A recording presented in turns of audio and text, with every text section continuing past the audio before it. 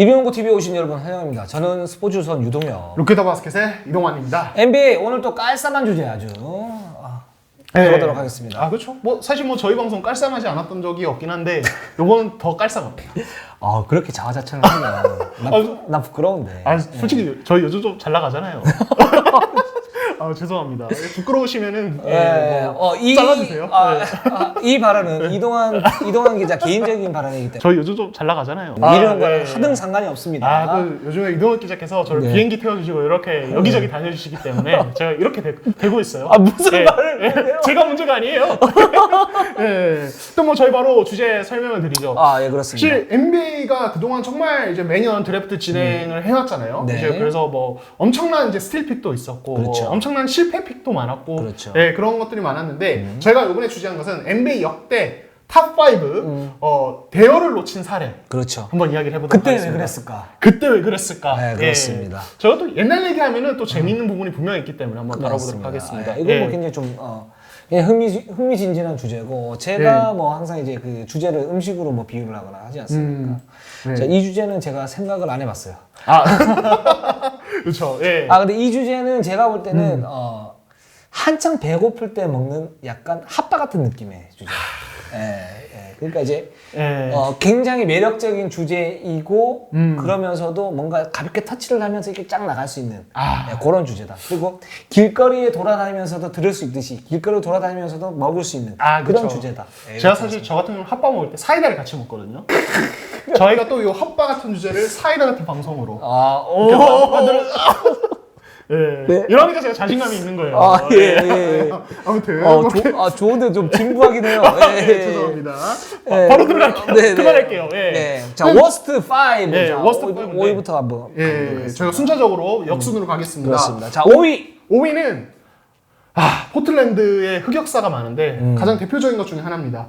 2007년 드래프트 1순위로 그렉 오든 지명하면서 케빈 듀란트를 놓친 것 요거를 꼽았습니다. 3순위가 알 호포드였고요. 그러니까 사실은 이게 저희가 5위에 놓은 게 이 정도면 케빈 듀란트를 놓쳤으면 더 위로 가야 되는 거 아니냐. 근데 사실 요거는 당시 시점을 봤을 때는 조금 이해되는 부분이 있기 때문에 오히려 내려간. 그러니까 당시 시점 기준으로는 1순위로 5등 지명하는 게 이상하지 않았기 때문에 제가 5위로 한 겁니다. 뽑아야 그렇죠. 되는 선수예요. 예를 들어서 뭐 지금 루키더 바스켓 계시잖아요. 거기에 많은 기자분들이 계시는데 거기에 이제 예를 들어서 내가 구단주예요. 또는 감독이야. 그 이제 그 신인들이 들어와요. 이동환 기자도 들어오고 거기 뭐 원석이현, 뭐 김학철, 뭐 이런 그 이학철입니다. 이학철 미안해요. 상처받겠네요. 소두화를 그랬죠 지난번에. 이학철, 원석이현 뭐 이렇게 있지 않습니까? 뭐 이렇게 있는데 예를 들어서 딱 봤어. 근데 예를 들어서 원석영 기자가 뭐 케빈 듀란트하고 치고 이학철 기자가 알 호프트라고 쳐. 여기가 그레고든이야. 그레고든하고 좀 비슷하네요. 외모적으로도. 그러지 마세요. 나 조용남인데 왜 그래? 알겠습니다. 그런데 이제 딱 봤을 때 이동환 기자가 진짜 너무 그 포텐셜이 좋아요. 막 기사도 하루에 100개씩 쓸 것 같고 그리고 막 돌아다니면서 막 감독들 단장님들하고 막 이렇게 막 하면서 이게 너무 잘할 것 같아. 그래서 싹 뽑았어요. 근데 아파. 너무 많이 먹어서 항상 배탈이 나. 위험 달고 살고, 역류성 식도염 달고 살고, 그렇죠. 맨날 병 가내고. 잘하긴 잘하는데 예를 들어서 한 달에 한 20일을 병가를 내. 그런 선수가 그레고든이죠. 그렇죠. 그러니까 사실 진짜 그레고든에 대한 당시 평가가 얼마나 대단했냐면 정말 진짜 뭐 역대 손꼽힐 만한 빅맨 유망주라는 얘기가 진짜 많았고 사실 포틀랜드 팀 상황까지 같이 보면은 이게 포틀랜드가 5등 뽑는 게 너무 당연한 게 당시 포틀랜드가 5.3%의 확률로 1순위를 얻어냅니다.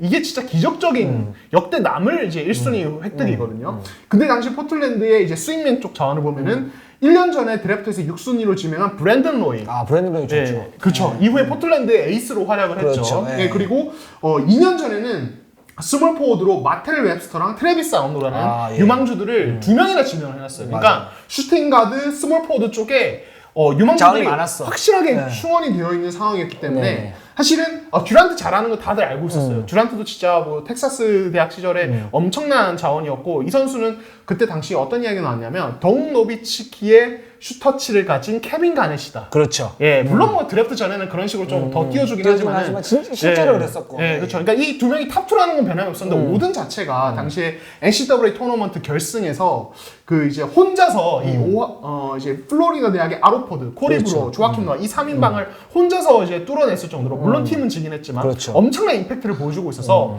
그냥 포지션 배분 그리고 그레고 오든의 임팩트까지 봤을 때 그냥 오든 안 뽑는 게 이상할 정도였어요. 뽑아야 됐어요. 그렇죠. 그러니까 예. 딱 맞는 조합이었어. 예. 그럼 이제 그레고든의 그 당시에 라마커스 알드리지, 뭐 브랜든 로이, 마텔 웨스부터 이런 선수들 딱 모이면 기본적으로 우승권을 가는 거였어요. 그렇죠. 예, 잘 맞으면. 그리고 그레고든 선수가 이제 어떤 느낌이었었냐면 그때 당시에 오랜만에 나온 그 정통 빅맨이다. 아, 그렇죠. 그리고 이 선수의 잠재력은 기본적으로 어떤 급이냐면 패트릭 유잉, 하키로 올라와주는 급이다. 예. 라고까지 얘기를 했어요. 그 이유가 뭐냐면 운동력이 기본적으로 엄청나고 그 다음에 리바운드 블록슛 잘하고 게다가 성실하기까지 해.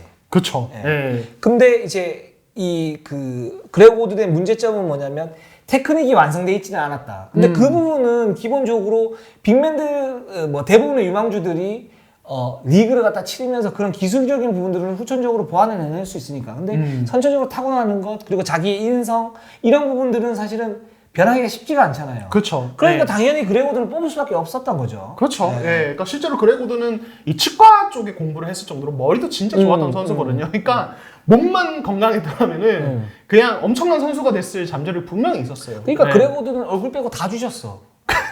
그렇죠. 얼굴은 진짜 역대급 노안이셨는데 네. 아무튼 그래서 포틀랜드가 그레고든을 지명하고 사실 시애틀도 당시에 되게 기적적인 확률로 2순위를 얻었는데 바로 레이 알렌을 보스턴으로 트레이드하고 케빈 듀란트 지명하면서 이제 어떤 리빌딩의 초석을 마련을 했고 그렇죠. 그러니까 이 2007년 드래프트가 진짜 굉장히 좀 역사에 남을 드래프트인 게 이 포틀랜드의 좀 뻘픽 결과적으로 봤을 때 뻘픽도 되게 역사적이었지만은 네. 이 케빈 듀란트까지 이제 시애틀로 가면서 보스턴으로 레이 알렌이 트레이드되고 보스턴 어떤 빅3가 만들어지고 그렇죠. 이후에 4, 5년 동안 보스턴이 르브론을 저지하고 그렇죠. 이런 역사의 어떤 시발점이 되는 드래프트예요. 아, 잘한다. 야, 예, 잘한다. 그렇죠. 와. 예, 제가 또 좋아, 이때 좋아. 또 어린 나이에 또 NBA를 가장 또 즐기면서 야, 봤을 때라 좋아, 예. 예. 그래서 역사적으로 되게 의미가 있는 드래프트이기 때문에 좀 저희가 다뤄볼 만하다. 이렇게 말씀을 드리고 싶네요. 그래서 예. 워스트 5위, 자 그레고든이었고 워스트 4위. 뭐 이 네. 선수 많은 이제 팬들이 알고 계실 거예요. 캔디맨. 아, 그쵸. 마이클 예. 올로와 캔디.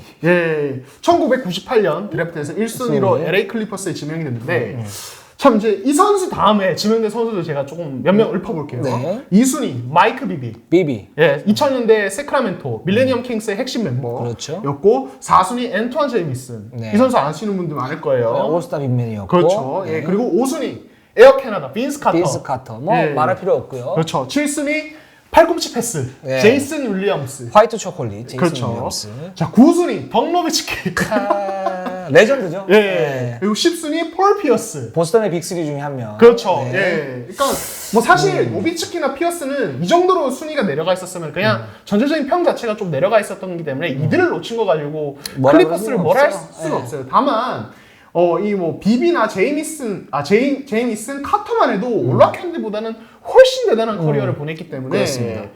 이거는 진짜 클리퍼스가 큰 실수를 한 거죠. 그러니까 올라 캔디의 어떤 NBA 커리어를 조금 이제 기록을 보면은 500경기 뛰어서 평균 8.3점, 6.8리바운드 이러고 끝났습니다. 아, 그러니까 이때 당시 이제 LA 클리퍼스가 올로와 캔디를 뽑은 거는 뭐 상황적인 문제도 좀 있긴 해요.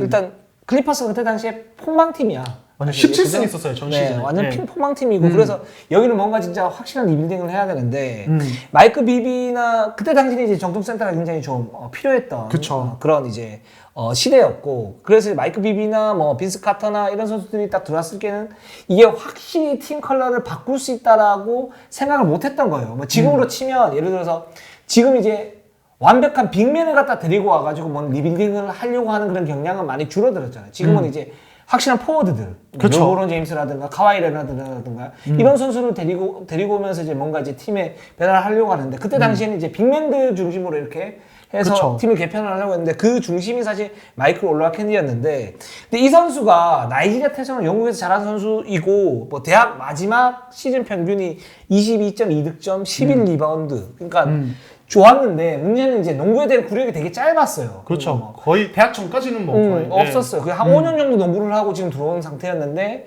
근데 이제 운동 능력이 좋았고, 그런 이제 어떤 그레고든 정도는 아니었지만 그런 이제 원석이었던 그 자질을 본 거죠. 클리퍼스. 그래서 얘가 제대로만 커주면은 기본적으로 클리퍼스의 어떤 초석을 마련할 수 있겠다라고 생각을 해서 마이크 비비나 뭐 빈스 카터린 선수 다 제끼고 올라캔들을 갖다 데리고 왔는데, 근데 문제가 있죠. 문제가 생겼죠. 예, 그러니까 이 선수 같은 경우 사실은 그러니까 나이가 드래프트 지명 당시에 한 23살 정도였고 대학교 4년 보는 뭐 이런 식의 나이도 적지 않았는데 저는 이제 지금 봐서 다시 좀 영향을 미쳤던 게 뭐냐면 이제 빅맨을 중심으로 리빌딩 하려는 경향, 클리퍼스는 리빌딩의 초석 자체가 아예 없었던 상황. 그래서 더 센터를 지명하려는 것도 있었지만 그 1년 전 드래프트에서 팀 덩컨이 웨이크 포레스트 대학에서 4년을 다 보내고 97년 드래프트에서 1순위로 지명돼서 루키 시즌부터 20습을 기록하는 초대박을 칩니다. 그렇습니다. 그러니까 이게 그런 사례가 바로 1년 전에 나오다 보니까 에릭 클리퍼스도 당연히 오케이 그런 스타일의 빅맨 그리고 뭐 조금 나이가 좀 있지만은 덩컨도 그랬잖아 이렇게 생각을 할 수 있는 거죠 충분히. 그렇죠. 그러니까 분위기상 충분히 그렇게 갈 수 있었던 거죠. 근데 덩컨하고 얘하고는 다르죠. 아 그쵸. 올라캔드가 다르지. 그러니까 덩컨은 뭐 미스터 펀더멘탈 얘기를 하면서 기본기가 기본적으로 완성된 선수였었고, 그러니까 당연히 NBA에 가서도 그렇게 할 수 있었는데, 뭐 이 선수는 사실 그런 부분에서 구력은 많이 좀 떨어지죠. 그래서 좀 떨어지는 선수였고. 근데 뭐 6년간 뭐 준수하게 좀 이렇게 센터 역할을 했지만 그 이상 이제 성장을 못하는 그런 모습들을 또 보였습니다. 자, 그러면 워스트 탑 3 이제 3위. 3위부터 아주 진지해집니다. 자, 3위는 2009년 멤피스에서 2순위로 지명된 하심 타빗 선수입니다.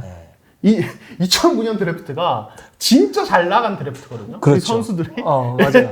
그러니까 여기는 사실은 어떤 거냐면, 어떤 느낌이냐면, 준척급인데 그 준척급의 끝판왕들이 막 모여있는 느낌. 그쵸. 그러면서, 근데 이 선수가 알고 봤더니 완전 대어야. 예를 들어서 제임스 하든이나 더마드 로저나 뭐 이런 선수들이 있어요. 그죠? 그러니까 뭐 읊어드리자면 3순위의 제임스 하든 그리고 지금은 사실은 좀 망했다고 평가를 받지만 신인왕 탔었던 4순위 타이렉 에반스도 있었고 그렇죠. 타이렉 에반스 좋았죠. 그리고 5순위에 당시 스페인의 천재로 불리던 리키 루비오도 있었고 7순위 스테픈 커리도 있었고 9순위에 더마드 로저까지 있었습니다. 그러니까 그렇습니다. 사실은 1순위에 당시에 이제 블레이크 그리핀이 뽑혔는데 뭐 그리핀 나간 건 어쩔 수 없다 치고 이제 가드들 중에서 한 명만 골랐어도 멤피스의 역사 자체가 사실 바뀔 수 있었습니다. 그렇습니다. 근데 하심 타빗은 정말 폭망 중에 폭망을 했습니다. 2m 20cm의 어떤 이제 정말 장신 빅맨이었는데 NBA 역사상 최초의 탄자니아 출신의 선수였고 5시즌 동안 224경기 평균 10.5분 동안 2.2점, 2.7리바운드. 이렇게 받고. 그리고 루키 시즌부터 곧바로 당시는 D리그에 배정이 됐고, NBA 역사상 당시 기준으로 D리그에서 뛴 최장신 선수, 그리고 D리그에서 뛴 가장 높은 순위에 지명된 선수. 왜 D리그만 나오는 거야? 이게 나중에 이제 앤서니 베넷에 의해 깨집니다. 앤서니 베넷이 1순위로 D리그에 갔기 때문에 깨지긴 했지만, 그러니까 이 선수에 대해서 사실 멤피스가 왜 그러면은 정말 좋은 가드들을 두고 이 선수를 지명했냐. 사실 당시 기준으로 보면 나름 이유가 있었어요. 그러니까 이게 어떻게 보면 살짝 운칠기삼도 있는 것 같아요. 그렇죠. 운이 없는 거. 제가 봐도 사실은 어떤 느낌이냐면 그때 당시 멤피스가 사실 1, 2번이 너무 많았었잖아요. 맞아요. 그러니까 2007년 4순위 마이크 콘리 있었고, 그리고 2008년에서 3순위로 뽑은 이제 나중에 트레이드로 들어갔죠. 드래프트 당일에 오제이 메이오, 있었고 메이오? 메이오? 이게 메이오? 탑이 미안합니다. 이거 잘라도 될 것 같습니다. 3순위. 그리고 이제 2006년에 8순위로 뽑은 루디 게이까지 있었어요. 그러니까 이 1, 2, 3번이 유망주들로 꽉 차 있었던 상황인데 그리고 또 나머지 선수들도 괜찮은 뭐 자말 틴슬리라든가 맞아요. 모니브로라든가 뭐 이런 선수들 준수한 역할을 갖다 했었기 때문에 그때 당시에 제임스 하든이나 뭐 리키 루비오 뭐 스테판 커리는 뭐 살짝 좀 이제 떨어져 있었던 상태고 더마드 이런 선수들이 들어올 자리가 없었던 거예요. 그렇죠. 그러니까 당시만 해도 이 멤피스 유망주들도 터지기 직전이어서 그러니까 멤피스가 이제 선택을 하기가 힘들었던 거죠. 뭐 하든이나 커리가 콘리랑 뭐 루디 게이, 오제이 메이오보다 더 큰 선수가 될까? 사실 이거는 알 수 없는 거죠. 것이었고 그리고 마크 가솔이 한 시즌을 치른 상태였는데 그때만 해도 마크 가솔은 2라운드 지명, 파워 가솔의 동생 뭐 이런 이미지가 강했고 뭐 막 수비양 먹고 이런 대단한 빅맨으로 이제 성장하기 전이거든요. 그러다 보니까 오히려 센터 유망주인 하심탑일 2m 20cm 장신에 몸이 좀 마르긴 했지만 운동력도 괜찮아 보이고 괜찮겠다 이렇게 해서 뽑았는데 알고 보니까 이 타빗이 진짜 문제가 많았던 게 이제 토니 알렌 당시 멤피스 핵심 자원이었던 이 선수가 이제 나중에 식스맨으로 그 미친 수비력을 보여줬던 우리 토니 알렌. 그렇죠. 예. 나중에 좀 이제 이 타빗과의 일화를 좀 얘기를 해줬는데 이 타빗이 진짜 베테랑들 토니 알렌은 물론 잭런돌프 같은 베테랑들 조언을 거의 안 들으려고 했다고 해요. 무슨 얘기를 해주면 걱정하지 마세요. 제가 알아서 할 수 있어요. 그러니까 이런 식으로 내 걱정하지 마 이렇게 얘기를 많이 했다고 하고 경기 전에 핫도그도 먹고 막 이럴 정도로 한 30분 남기고 핫도그 먹을 정도로 식습관도 정말 엉망이었다는 얘기를 하더라고요. 그러니까 멘탈적으로도 문제가 진짜 많았던 선수인 거죠. 예. 아 그렇습니다. 그러니까 결국은 이 선수의 어떤 잠재력 이런 부분도 분명히 있지만 그 얼마나 거기에서 치열하게 노력을 하느냐 이런 부분도 특히 잠재력이 높은 선수들한테는 그 잠재력을 발현하는 데에는 좀 굉장히 큰 영향을 갖다 미치는 것 같아요. 예. 자, 그 2순위 한번 가보겠습니다. 2순위. 2003년 디트로이트가 2순위로 뽑았던 다르코 밀리시치. 예. 2003년이 사실은 NBA 역사상 가장 좀 대박 드래프트로 꼽히는 역대 최상의 드래프트 중에 하나죠. 그렇죠. 96년, 84년 그리고 2003년이 그렇죠. 좀 언급이 됐는데 이때 이제 밀리시치가 2순위로 뽑혔고 1순위 르브론 제임스였고요. 3순위 카멜로 앤서니, 4순위 크리스 보시, 5순위 드웨인 웨이드, 18순위 데이비드 웨스트. 그쵸. 예. 그러니까 커카인이 또 있었어요. 커카인이 그렇죠. 예. 그러니까 여기서 보면 그 5순위에 들었던 선수 중에 4명이 다 레전드예요. 그쵸. 그죠? 예. 사실은 뭐 보시가 올해 명예전당 그 등록이 안 돼서 좀 논란이 있긴 했는데 보시, 웨이드, 앤서니, 르브론 모두 명예전당에 들어갈 수 있는 선수. 그렇죠. 그런 급의 선수들이잖아요. 그건 밀리시치가 있어요. 근데 밀리시치를 뽑았어. 예. 근데 여기서 우리가 비웃을 게 아니고 여기에도 이유가 있습니다. 예. 디트로이트가 이렇게 뽑았던 이유가 있어요. 예. 그러니까 당시 디트로이트가 사실은 이미 동부 좀 강호로 좀 올라가 있어요. 배드보이즈 2기. 그렇죠. 때였고 레리 브라운 감독이 와 있었고 이제 뭐 라시도 월라스, 베 올라스, 천시 빌럽스, 리차드 해밀턴, 테이션 프리스 이미 다 갖춰져 있는 상태에서 끝난 2순위 지명. 그런 상태에서 2순위 지명권을 행사했는데 그때 이제 밀리시치를 뽑았는데 그때 디트로이트 쪽에서는 약간 넥스트 노비츠키 약간 요런 기대도 좀 가지고 있었고 그러니까 사실 카멜로 앤서니가 이 미국 대학농구 역사에 남을 1학년 시즌을 보내고 드래프트에 온 상황이었거든요. 네네. 그럼에도 불구하고 어떤 디트로이트는 이미 전력이 완성된 상황. 테이션 프린스라는 진짜 수비 뛰어난 스몰포드 젊은 선수가 있었죠. 아주 알토란 같은 왕자님이었죠. 그렇죠. 예. 그랬기 때문에 이제 앤서니를 지나친 건데 이제 조 듀마스 단장이 당시 조 듀마스 단장이 2012년에 이제 이 멜로 지명에 대해서 회상하는 코멘트가 있어요. 근데 실패를 인정을 이제 확실하게 했는데 뭐라고 했냐면 밀리시치를 뽑은 후에 디트로이트는 선수에 대한 정보를 취합하려고 가장 노력을 많이 하는 팀이 됐다. 돌이켜보면 우리는 밀리시치에 대해서 20% 정도만 알고 뽑은 거나 다름없었다. 반도 못 알고 드래프트했다. 후회된다. 이런 식으로 멘트를 했습니다. 그러니까 디트로이트가 이거 디트로이트 팀이 좀 잘못한 거예요. 조 두바스 단장도 물론 잘못이 있지만 이게 이제 조 두바스 단장이 뽑긴 했지만 그때 당시에 그 핵심 자원이었던 천시 빌럽스라든가 뭐 여러 선수들이 그 밀리시치 그때 당시 17살인가 그랬는데 보면서 와, 저 2m 10한3 정도 되는 선수가 모든 걸 다 하네?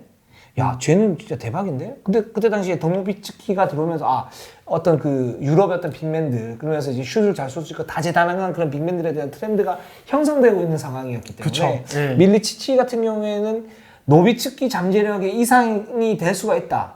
라고 했었고 근데 그걸 이제 이 뭐 천시 빌럽스라든가 이런 선수들이 보면서 그러면 한번 해볼 만하다. 게다가 사실은 르브론 말고는 카멜로 같은 경우에도 들어왔을 때 정말 주전으로 확실히 가지고 뛸 수 있는 자리가 있을까 말까 하니까 그러면 그 4번 자리에서 그때 당시 이제 뭐 베놀라스 뭐 이런 선수도 있긴 했지만 공격이나 수비 옵션을 다양하게 할 수 있는 밀리치치가 좋다 이렇게 봤는데 문제는 디트로이트였던 그때 당시 스카우팅 시스템 자체가 밀리치치에 대해서 세부적으로 정말 이 선수가 무슨 문제가 있고 뭐 어떤 약점이 있고 이런 부분에서 정확하게 판단을 못한 거죠.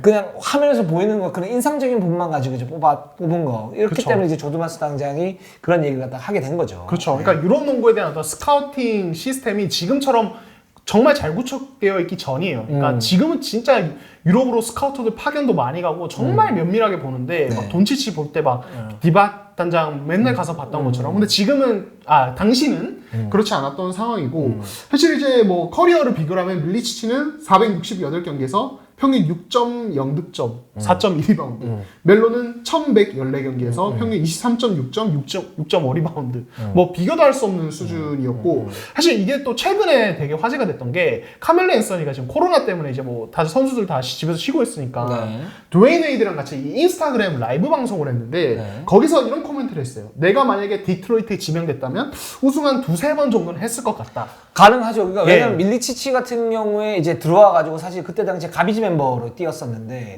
그해 디트로이트가 우승을 하죠. 우승을 하고 그 다음에 샌안토니오하고 챔프전에서 져가지고 이제 준우승을 했는데 7차전까지 가서. 근데 그때 당시에 밀리치치가 뭐 하는 게 별로 없었어요, 사실. 그쵸. 뭐 그런 상태에서 카멜로가 들어와서 뭘 했다라고 했을 경우에는 그 전력 자체가 완벽하게 뭐 이렇게 스텝업이 되는 거는 아니고, 그러니까 벤치 전력이 강화가 되면서 뭔가 시너지가 나겠죠. 그렇죠. 그러면서 디트로이트의 전력이 더 강해질 거고 우승을 할 수 있는 확률이 좀 더 높았을 거다. 이렇게 보면 될 것 같습니다. 그래서 관련해서 뭐 레리 브라운 감독도 이제 좀 멜로가 있었으면 우리가 더 많은 우승을 했을 건 확실하다 이렇게 얘기를 했고 션시 빌럽스는 우리가 한 번 했었는데 멜로 있었으면 세 번 했을 거다. 그럴 수 있죠. 이렇게 얘기를 하더라고요. 근데 또 베놀라스는 약간 생각이 다르긴 하더라고요. 그러니까 멜로는 당장 출전 시간을 원했던 선수고, 근데 밀리시치는 당시에 드래프트 된 후에 아직 자기가 프로에서 이제 많이 뛰기 힘든 거랑 인정하고 벤치에 있는 거를 좀 인정을 했던 부분이 있었고, 그래서 우리 디트로이트 멤버 그 주전 5명이 그 어떤 이제 시너지를 극대화할 수 있었다. 계속 호흡을 맞추면서. 저는 역대 그 NBA 팀 중에 가장 조직력이 좋았던 팀이라 그러면 이 팀을 꼽거든요. 디트로이트. 2003, 2004. 네네. 꼽는데 저는 그 말도 일리는 있다고 봐요. 그러니까 이제 그 레리 브라운 감독 자체가 사실은 검증된 선수가 아니면 출전시키는 거를 약간 좀 보수적으로 생각하는 그런 감독이셨고, 근데 만약에 거기서 카멜로 같은 경우는 어느 정도 이제 뛰어야 되는데 그 상태에서는 뭐 살짝 어떤 라커룸 그 매니지먼트에 문제가 생길 수도 있는 그런 상태일 수도 있다. 그렇죠. 근데 그럼에도 불구하고 객관적 전력은 너무 높았을 거다. 그렇죠. 그러니까 멜로를 뽑았을 때 분명히 이제 베놀라스가 지적한 어떤 출전 기회 문제라든지 뭐 또 수비적으로 멜로가 뭐 아주 강한 선수는 아니었으니까 그러니까요. 분명히 있었겠지만 그럼에도 불구하고 멜로 공격력을 생각했을 때 피어스 의원이 훨씬 더 많은 뭐 이렇게 볼 수 있겠죠. 네, 그렇습니다. 2위는 뭐 다르코 밀리시치 선수 이렇게 얘기를 했었고, 그래서 이 선수가 사실은 2년 동안 거의 기회를 못 받다가 나중에 이제 기회를 갖다 좀 봤는데 그때는 이제 살짝 이제 심신이 망가진 그런 상태. 그쵸. 향수병도 오고 뭐 좀 소심해지기도 하고 그러면서 이제 그 어떤 반대의 기대를 놓쳐버리게 된 거죠. 그러면서 이제 전 의미로 뛰다가 결국 이제 쓸쓸하게 이제 뭐 역사 속으로 사라지긴 했는데, 이 선수가 그때 당시 디트로이트의 선택이 지금 보면 굉장히 황당하지만 그때 당시에는 그럴 수밖에 없었던 이유도 있었다. 근데 그게 디트로이트 어떤 시스템의 잘못에 문제가 있다. 이렇게 좀 결론 내면 될 것 같습니다. 자, 그리고 마지막으로 1위. 자, 이동환 기자가 발표를 해주시기 바랍니다. 이거는 근데 지금 시청하고 계신 분들 다 예상할 다 알죠. 다 알죠. 1984년 드래프트에서 포틀랜드가 2순위로 마이클 조던을 냅두고 샘보이를 지명합니다. 마이클 조던을 냅뒀어. 사실 샘보이에 대해서 NBA 팬들은 꽤 이름을 들어봤을 텐데 이 샘보이의 유명세는 샘보이의 실력 때문이 아니라 마이클 조던 때문이에요. 이것도 부활국분이 마이클 조던이 아니었으면 아마 대부분이 모르는 어떤 선수가 됐을 건데 그때 당시에 보면 이때가 이제 역대급 드래프트 중에 하나잖아요. 그쵸. 지금 뭐 말했던 2003년 드래프트도 그렇고. 근데 이때 1순위가 이제 하킴 올라준. 올라준 할만합니다. 왜냐면 그때는 뭐 워낙 이제 센터가 중요했던 시기였었고. 그쵸. 올라준도 뭐 대단한 뭐 선수고, 휴스턴은 또 우승을 안겼으니까. 2번이나. 그리고 3순위가 마이클 조던이고요. 5순위가 찰스 바클리가 나옵니다. 그리고 16순위가 존 스탁턴이 나와요. 레전드가 몇 명이야. 와. 이게 참, 이게 포틀랜드가 진짜 좀 이게 행운을 잘 활용 못한 게, 2순위 지명권이 자기들 게 아니에요. 3년 전에 주전센터 탐 오웬스를 인디애나에 트레이드하면서 받아온 픽이 2순위 지명권이 된 거거든요. 네네. 엄청난 행운이죠, 사실은. 그러니까. 이거 잘 활용만 하면은 초대박이 날 수 있었는데 당시 이제 포틀랜드는 결국에는 이 샘 보이를 지명했고 나름의 이유는 있었습니다. 그러니까 당시 포틀랜드가 1년 전 드래프트에서 13순위로 클라이드 드렉슬러를 지명을 했어요. 드렉슬러 대박이죠. 예, 근데 이 드래프트 당시에는 드렉슬러가 포텐셜을 터트리기 직전이어서 물론 미래는 알 수 없지만 포틀랜드 내부적으로 굉장히 좀 기대를 하고 있던 상황이고 그리고 또 가드 쪽에 2년 연속 평균 20득점을 기록한 짐 팩슨이 있었어요. 짐 팩슨. 예, 그래가지고 이제 포틀랜드 입장에선 가드 보강은 굳이 필요가 없다라고 좀 판단을 했던 것 같아요. 근데 이게 참 재밌는 게 그 이제 밤 나이트 인디애나 대학 감독 굉장히 유명한 레전드 그렇죠. 대학 감독인데 이분이 드래프트를 앞두고 이런 이야기를 했어요. 마이클 조던은 내가 본 역대 최고의 농구 선수 중 한 명이다. 그리고 포틀랜드 2순위 지명권 가지고 있는 거에 대해서 그리고 마이클 조던이 가드라는 거에 대해서 센터가 필요하다면 마이클 조던을 지명하고 센터로 뛰게 해라. 그러면 조던은 리그 최고의 센터가 될 것이다. 아, 말도 잘해. 드래프트 전부터 그 정도로 밤나이트 감독이 엄청난 극찬을 쏟아냈지만 포틀랜드는 뭐 그 말을 듣지 않았죠. 그렇습니다. 그때 당시에 뭐 그런 얘기들도 있어요. 어떤 얘기들이 있냐면 그 마이클 조던의 진면목을 아는 그 사람들은 뭐 당연히 물건이 나타났다. 뭐 이렇게 얘기를 분명히 했죠. 뭐 그런 이제 일화들도 많고. 근데 이제 전체적인 구단에서의 어떤 그 분위기 자체는 샘 보이를 그때 당시에는 할만했다. 기본적으로. 왜냐면 대학에서 정상급 센터였었고 그리고 뭐 계속 말씀을 드리지만 그때 당시 이제 센터 중심의 연구를 하고 있기 때문에 샘 보이가 포틀랜드에서 클라이드 드렉슬러가 있고 뭐 몇 명의 이렇게 그 유망주들이 있는 상태에서 샘 보이가 들어가게 되면 포틀랜드는 팀을 만드는 데 좀 더 수월할 것이다 라고 이제 판단을 했었고 그렇기 때문에 그때 당시 또 그런 얘기들도 있어요. 시카고도 내심으로는 조던보다는 샘 보이 쪽도 이렇게 한번 이렇게 봤다라는 그런 얘기들도 있을 정도로 이때 당시에는 뭐 이순위 샘 보이 뽑은 거에 대해서 좀 위험하긴 하지만 그래도 해볼 만한 시도 뭐 이렇게까지 얘기가 나왔었는데 하지만 완전히 망했죠. 그쵸. 예. 이거 이제 드래프트에서 이제 샘보이 지명하고 그 다음에 포틀랜드가 트레이드로 이제 마이클 탐슨을 데려오는데 트레이드가 아니라 마이클 탐슨이 있었어요. 이게 클레이 탐슨 아버지예요. 이분. 예. 이분도 올스타에 이제 올스타까지는 아니지만 어쨌든 거기에 이제 준하는 굉장히 괜찮은 빅맨이었고 그리고 트레이드로 데려온 게 키키 밴더웨이. 키키 밴더. 예. 이 선수도 있었고. 그러니까 빅맨즈를 나름 알차게 꾸릴 수 있었어요. 근데 그런 상황에서 이제 그러니까 이게 참 재밌는 게 저희가 지금 5사례를 언급했는데 다 센터예요. 그러니까. 저는 사실 포지션 신경 안 쓰고 있는데 하고 나니까 다 빅맨이야. 그리고 사실은 여기 그 뭐 워스트 5에는 안 뽑혔지만 그 역대 최고의 폭망인 1순위 앤서니 베넷도 빅맨입니다. 예. 그러니까 이게 뭐랄까요? 이 드래프트에서 어떤 선택이 합리적인 선택인가 이거는 진짜 구단들이 계속 고민을 해봐야 되는 부분인 것 같아요. 그러니까 지금 사실 저희가 이 사례는 넣지 않았지만 이제 너무 얼마 안 된 사례라서 뭐가 있냐면 2018년 드래프트죠. 18년 드래프트에서 세크라멘토가 루카 돈치치와 트레이 영을 두고 마빈 베글리를 지명했습니다. 그쵸?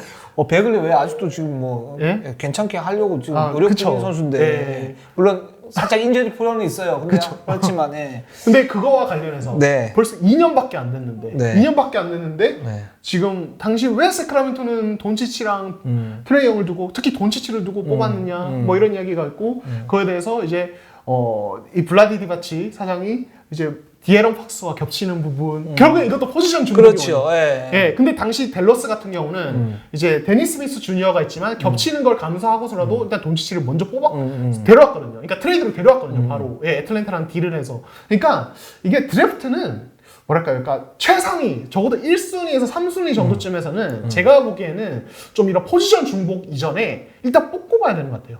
그리고 그런 부분이 좀 그리고 저는 계속 이 사례를 갖다 좀 이렇게 꼼꼼하게 보면서 어떤 느낌이 들었냐면 이게 포지션별로 필요한 선수를 뽑는 것도 굉장히 중요하긴 하다. 근데 스토브 리그를 보면 우리 드라마 스토브 리그를 보면 2차 드래프트 때 잘하는 선수들을 뽑잖아요. 그쵸. 그리고 트레이드를 시키잖아요. 물론 네. 이제 이게 기계적으로 연결이 되는 부분은 아닌데 저는 그런 느낌이 좀 들긴 했어요, 사실. 그 아까 말씀하신 것처럼 잘하는 선수를 뽑아서 거기에서 어떤 선수가 터질지 모르니까 거기에서 경쟁을 해서 뭐 살아남은 선수를 갖다 잡는다든가 뭐 이런 방식들도 있을 수 있겠다. 그게 그쵸. 좀 더 효율적일 수도 있겠다. 근데 그거는 더 봐야 되는 거죠. 왜냐면 이제 포지션별로 필요한 선수 뽑아서 대박 난 경우도 많으니까. 그렇죠. 네. 네. 그러니까 그렇습니다. 정말 다양한 사례가 많아서 뭐가 옳다고 얘기할 수는 없는데 참 이게 사실 저희가 언급한 이 사례들이 그냥 NBA 역사 자체를 바꾼 네. 사례들이라 되게 임팩트가 강렬하긴 합니다. 그렇습니다. 네. 네, 그렇습니다. 저희가 나중에 이 KBL 버전도 한번 해볼까요? 좋죠. 예, 재밌을 것 같은데. 그렇습니다. 예. 그렇게 하도록 하겠습니다. 자, 네. 오늘 방송은 여기까지 하겠습니다. 저희 어떻게 보셨는지 잘 모르겠습니다. 자, 마이클 조던을 외면한 그때 왜 그랬을까? NBA 역대 신인 드래프트 이해 불가 워스트 5 여기까지 정리 갖다 해보도록 하겠습니다. 저희 네이버와 유튜브 구독, 좋아요, 알림 해주시면 너무너무 감사드리겠습니다. 예. 인사드릴까요? 예, 인사드리죠. 네, 여기까지 하겠습니다. 감사합니다. 감사합니다.